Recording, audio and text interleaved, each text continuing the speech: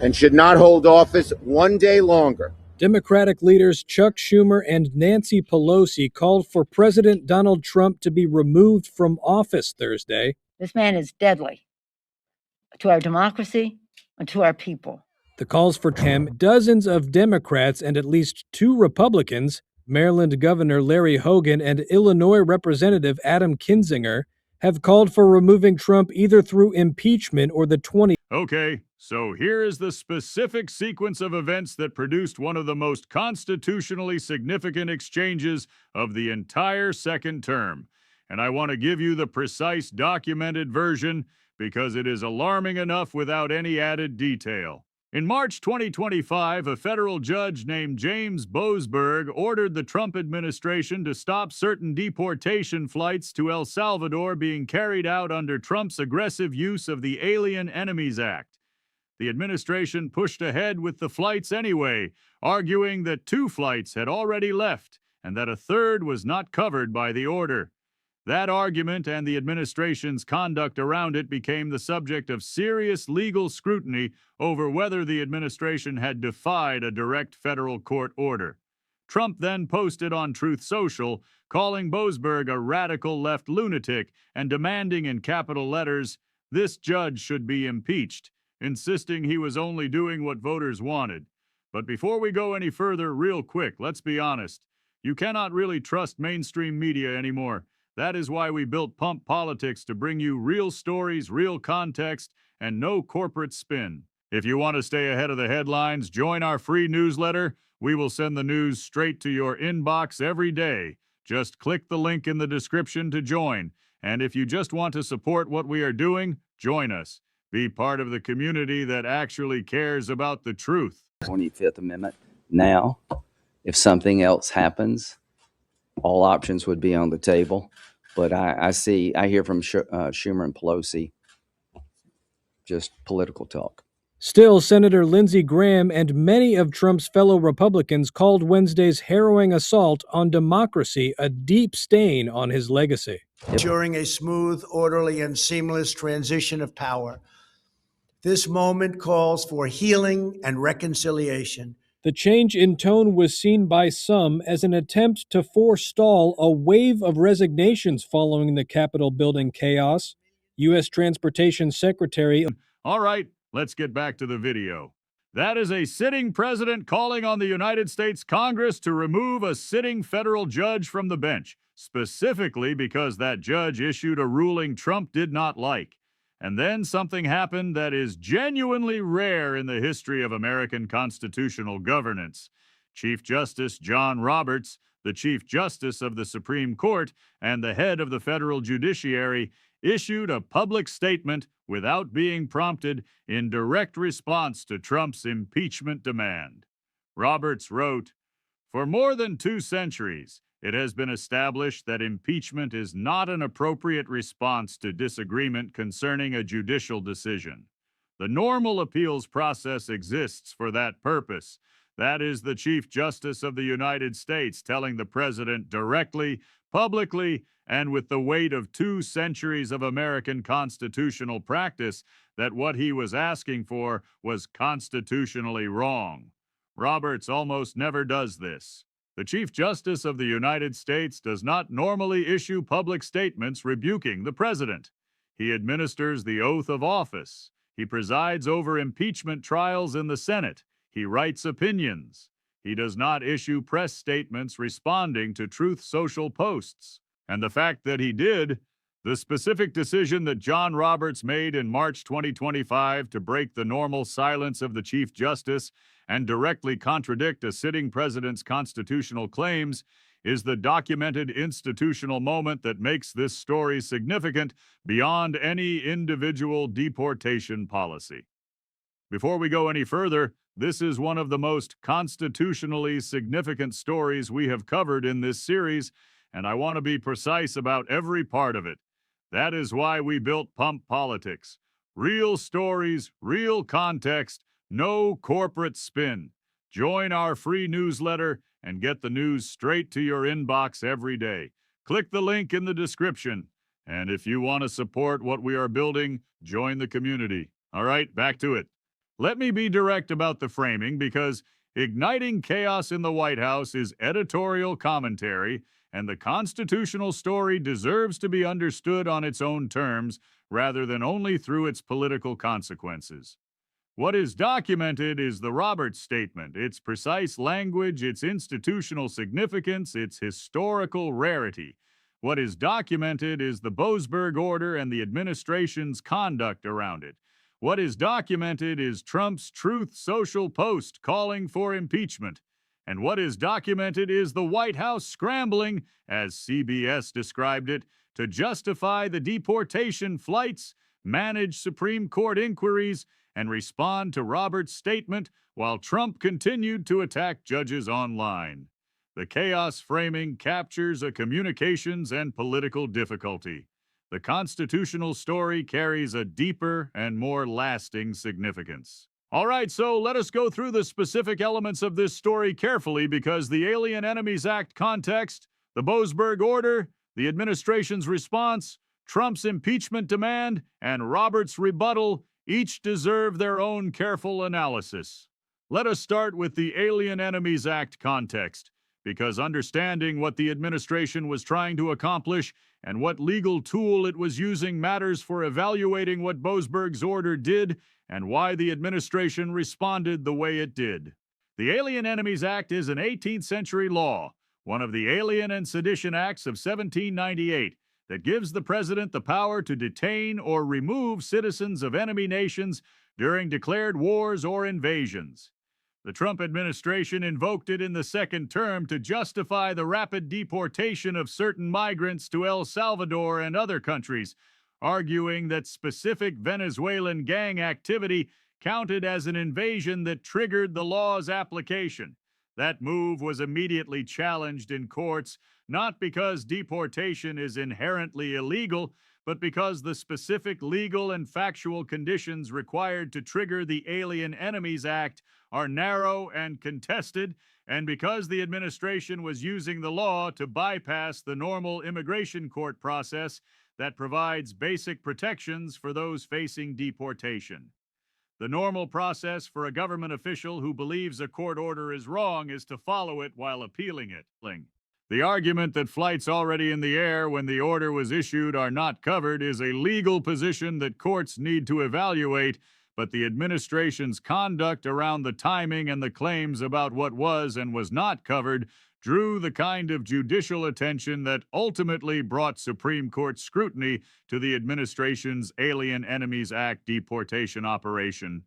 The administration's use of technical coverage arguments rather than full compliance with the spirit of the order is the specific conduct that most directly raised the judicial temperature around this episode.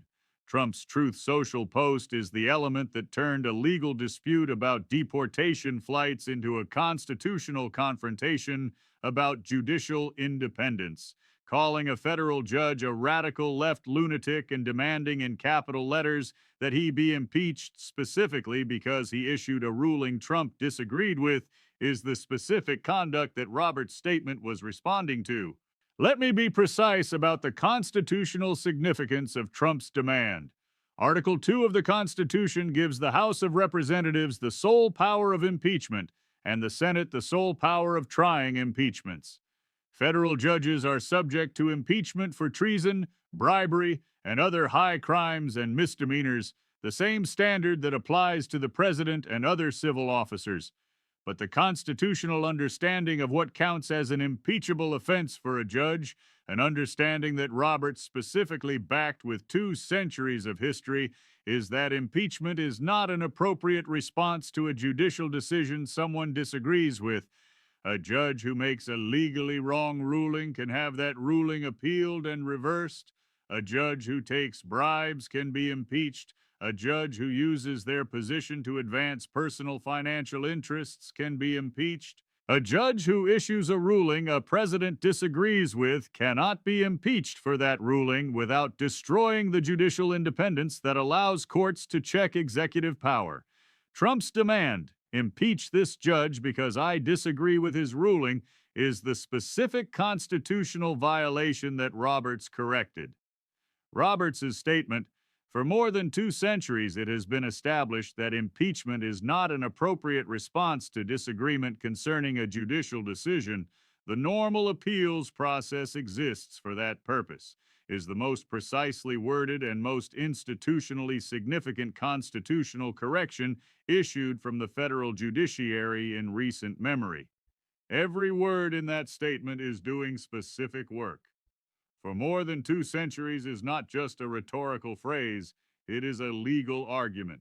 Constitutional principles that have been in place for more than 2 centuries carry specific weight in constitutional interpretation. They reflect the built-up judgment of generations of practitioners, courts, and constitutional scholars about what the constitutional text means and how the constitutional system is supposed to work. It has been established. Passive voice, but specific, not Roberts is saying or I believe. It has been established by constitutional practice, by congressional precedent, by judicial decisions, by the shared understanding of how impeachment works. Impeachment is not an appropriate response to disagreement, not an unusual response, not a controversial response, not an aggressive response. A word that carries both constitutional and ethical weight. Concerning a judicial decision, the scope is specific. The objection is to using impeachment to respond to rulings, not to all impeachments of judges.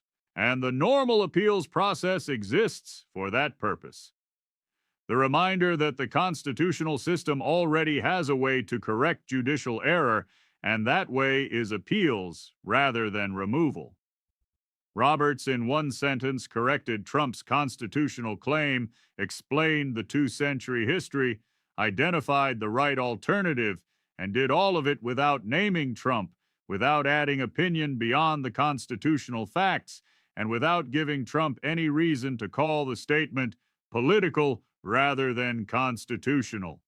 The White House scrambling response, as CBS described it, trying to justify the deportation flights, manage Supreme Court inquiries, and respond to Roberts' statement while Trump kept attacking judges online, is the documented evidence of the internal clash between Trump's political instincts and the legal reality that his own Justice Department and White House lawyers had to deal with. The specific tension is clear. Trump's political instinct is to attack, to label unfavorable judicial rulings as the work of radical left lunatics, and to demand their removal. His attorneys general, his solicitor general, his White House counsel, all of them have to appear before the same courts whose judges Trump is publicly attacking. They have to file briefs, make arguments, and seek relief from the same federal judiciary whose independence Trump's impeachment demand is threatening. The court overseeing the Alien Enemies Act case, the Supreme Court whose Chief Justice just publicly corrected Trump's constitutional claims, and the appeals courts that hear the administration's cases, all of those courts are watching what the president says about federal judges, even as they are being asked to rule on the administration's legal arguments. The scrambling CBS described is the institutional consequence of a president whose public statements about the judiciary are making the legal work of his own legal team harder. The Democratic response, seizing on the episode and renewing talk of considering impeaching Trump if he kept defying court orders, is the counterpunch dimension that the chaos in the White House framing is partly capturing. The specific argument some Democrats were making, that a president who calls for the impeachment of judges over unfavorable rulings and defies court orders has shown contempt for the Constitution that could itself be grounds for impeachment, is a reasonable constitutional argument, even if its practical political chances were limited by Republican control of Congress. The parallel is clear. Trump demands the impeachment of a judge for ruling against him, and some Democrats respond by arguing that this demand itself, combined with the conduct around the deportation flights, creates a constitutional contempt that the impeachment process exists to address. Whether that counter-argument holds up as an impeachment case is a genuinely debated legal and political question, but its presence in the response to Trump's judge impeachment demand reflects the specific constitutional escalation dynamic that was playing out. Each Trump attack on institutional limits produces a counter-response that raises the constitutional tension further. Okay, so let us be really clear about what the Trump-Boasberg-Roberts sequence means, because there are several distinct and important dimensions to it. The first thing to understand is the specific constitutional significance of Roberts' statement and why it is one of the most important institutional moments of the second term, regardless of what Trump's conduct has been since. Chief Justices of the United States issue press statements rebuking sitting presidents extremely rarely. The institutional norm is that the judicial branch communicates through its opinions, through formal legal documents issued in the context of actual cases, rather than through press statements responding to a political figure's social media posts. When Roberts broke that norm, when he issued a public statement directly addressing and contradicting Trump's constitutional claim, he was making a specific institutional judgment that the claim was serious enough to require a response that could not wait for an opinion in an actual case. The 2 centuries established language is not just constitutional talk. It is a signal that Roberts viewed Trump's demand as a threat to a constitutional principle so fundamental and so long-standing that staying silent would suggest that principle was up for debate.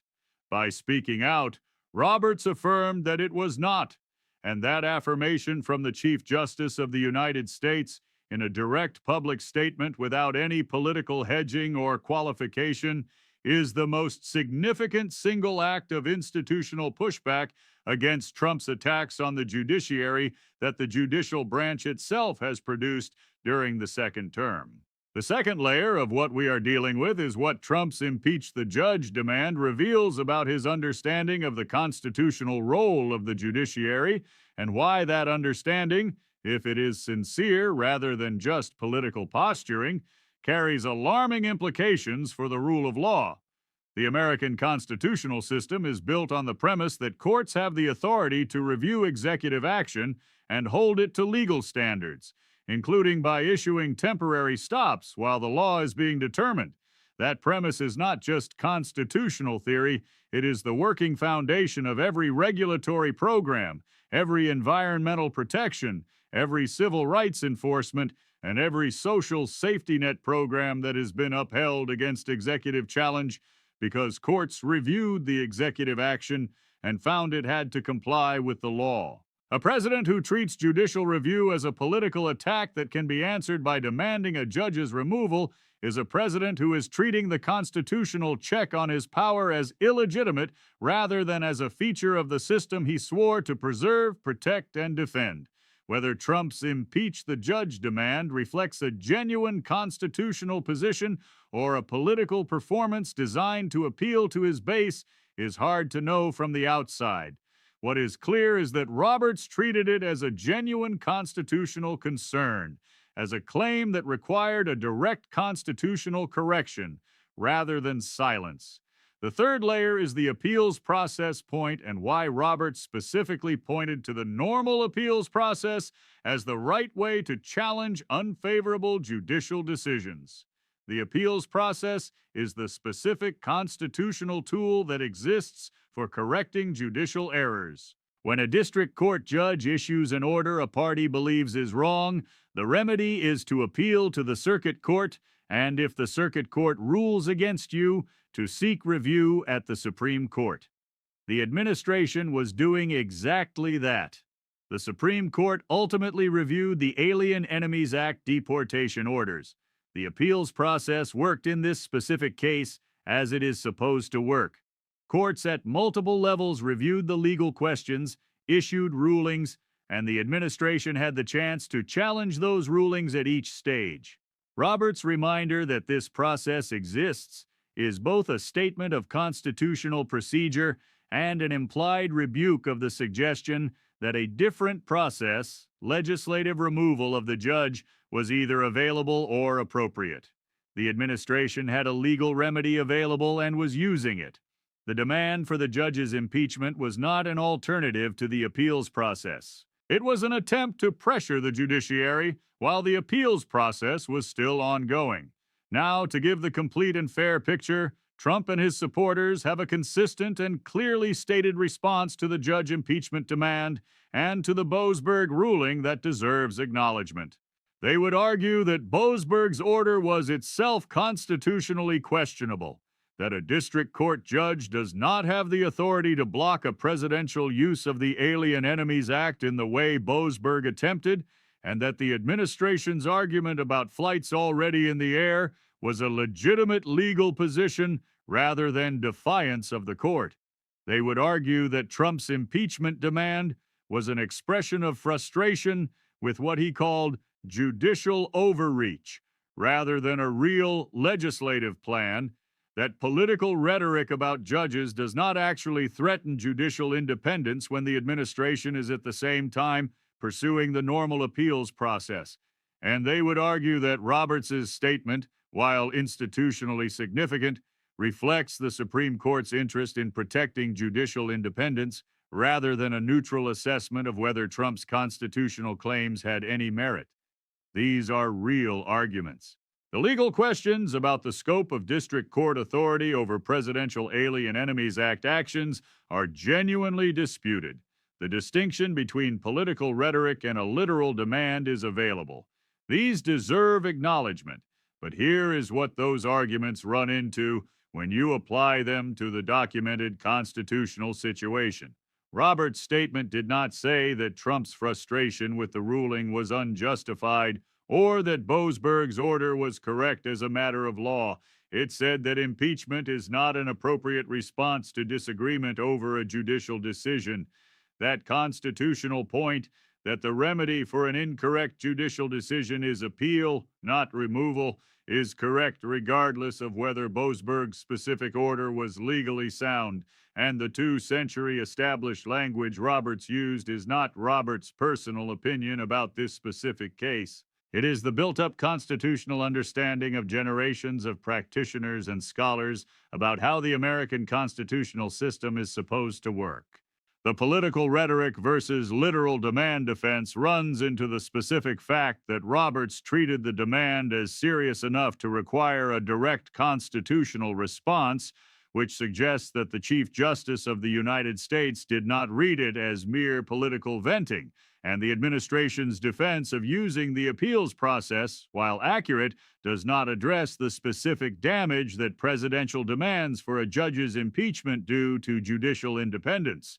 Because the fear that a judge's ruling might lead to a presidential demand for their removal is a fear that can influence judicial decision-making even when an actual impeachment does not follow. So here is the bottom line on all of this. A federal judge issued an order halting certain deportation flights under the Alien Enemies Act while the law was being worked out through the courts. The administration argued technical points about which flights were and were not covered, and the Roberts statement entered the constitutional record as the most direct and most institutionally significant public correction of a presidential claim about the judiciary that has been issued by a Chief Justice in recent memory. Not a political statement, not a partisan attack, but a constitutional one affirming 2 centuries of established practice against a presidential demand that would, if it became governing policy, destroy the judicial independence that makes courts capable of checking executive power at all. But if you think the Boasberg-Roberts episode represents the peak of the constitutional confrontation between the Trump administration and the federal judiciary in the second term, the birthright citizenship Supreme Court argument we covered in the previous video, the ongoing Alien Enemies Act case, the tariff ruling that included Trump's own appointees in a 6-3 majority against him, and the multiple emergency restraining orders that have blocked second-term policy moves are all active at the same time. Roberts corrected Trump's constitutional claim about judicial impeachment. The courts are continuing to exercise the judicial review authority that Roberts' statement affirmed. And the question of whether that continued exercise of judicial review is producing administration compliance that makes judicial review meaningful or producing escalating defiance that makes it hollow is the question that determines whether the constitutional system is working as it is supposed to work. You are going to want to be here as that question continues to be answered in real time.